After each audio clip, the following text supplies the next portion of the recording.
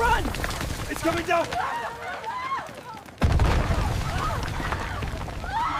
Hurry, we have to go! Run, quickly! Where is my gun? Oh God, look out!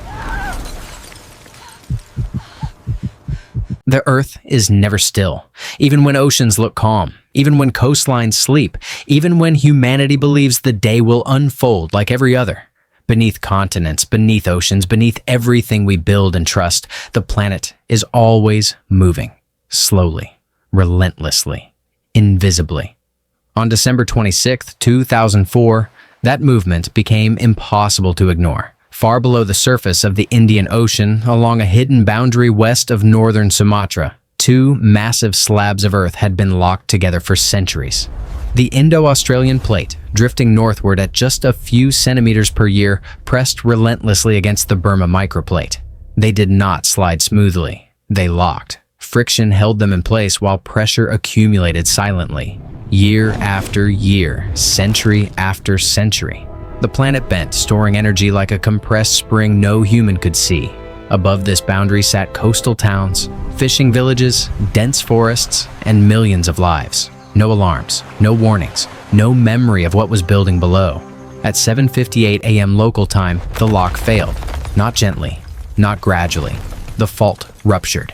Deep beneath the seafloor, rock tore apart with catastrophic force. The rupture did not stop at a single point.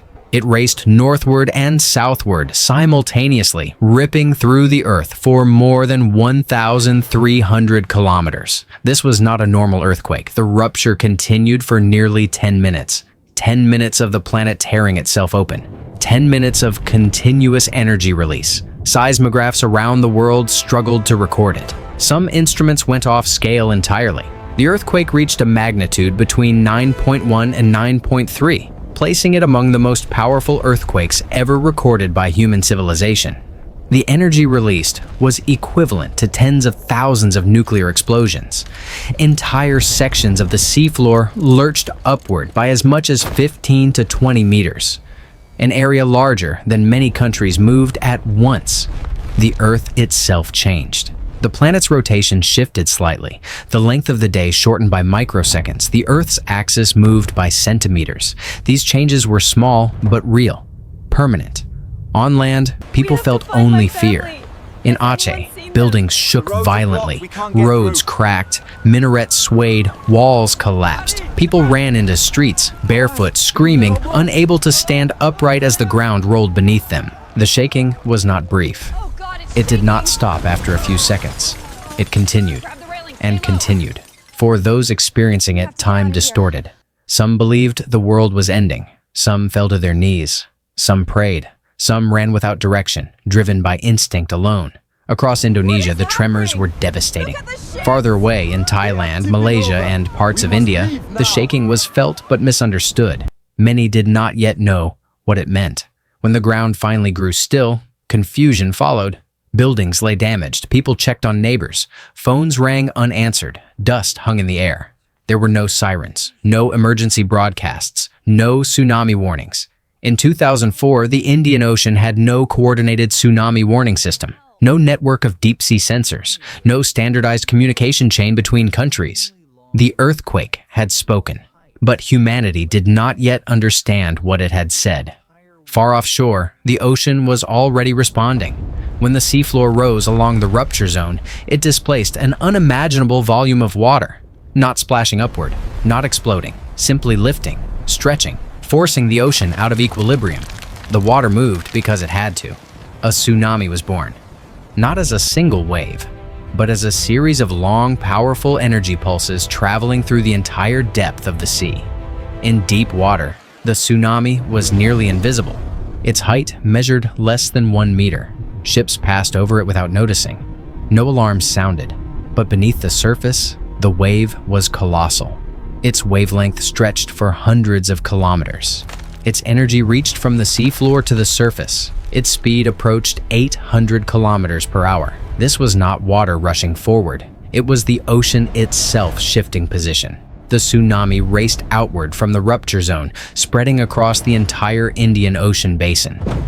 Open water offered no resistance. The waves did not slow. They did not weaken. Within minutes, the first waves reached the closest coastlines.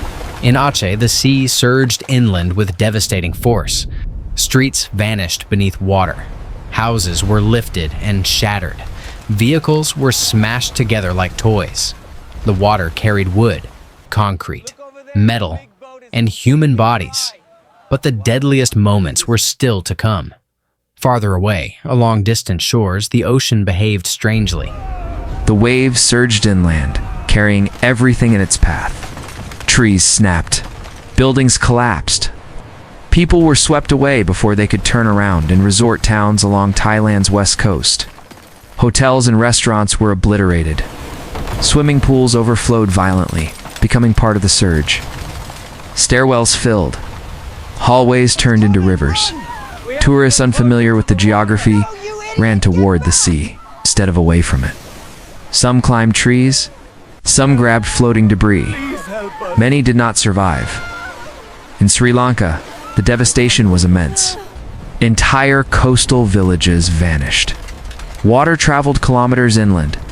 One of the deadliest single incidents occurred when a passenger train traveling along the coast was struck by the wave.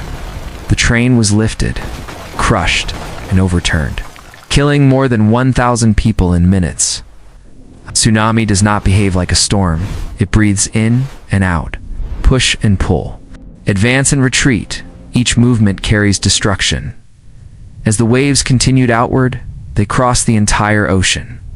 Hours later, coastlines in East Africa, including Somalia, Kenya, and Tanzania, were struck. People had no idea why the sea suddenly rose. No one connected it to an earthquake thousands of kilometers away. By the time understanding reached authorities, the ocean had already arrived by the end of the day. The scale of the disaster began to emerge. More than 14 countries were affected. Over 230,000 people were dead or missing. More than 1.7 million were displaced. Entire communities were erased in a single morning. The earth had moved, and the world would never be the same.